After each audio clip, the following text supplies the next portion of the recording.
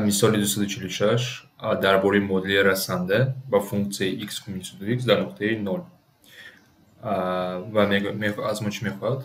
اون مدل رو یافتم او به خاطر بیاریم مدل رسنده چی خیلی بود؟ مدل رسنده فرمولاش همه وقت همین خیلی است یعنی mn یک عددم x هم وقت باید بیاید با علاقه بین y و x است اکنون اول m رو چی میگیم؟ m رو از روی حاصله هم وقت میابیم حاصله فونکسیه رو میگیریم یعنی m برابر حاصله فونکسیه در نقطه 0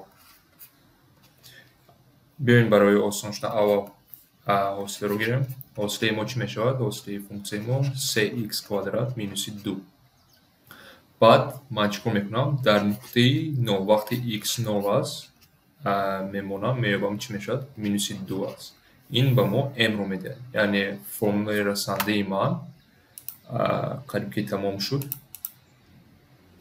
m رو یافتم m برای یعنی مدل من مینوس 2x جمع n و بعد برای n رو یافتم من نقطه همین 0 و 0 رو عموما استفاده میبرم جای x نامه y 0 میمونم و چی میشود؟ 0 برابر مینوس 2 ضرب 0 جمع n و از اینجا معلوم میشود که n برابر 0 است و مدل رسنده آخرون ما چی میشه؟ مینوس 2x جمع 0 رو نویسم شرط نیست همین جوابی آخرون است یعنی جوابی من 3 میشود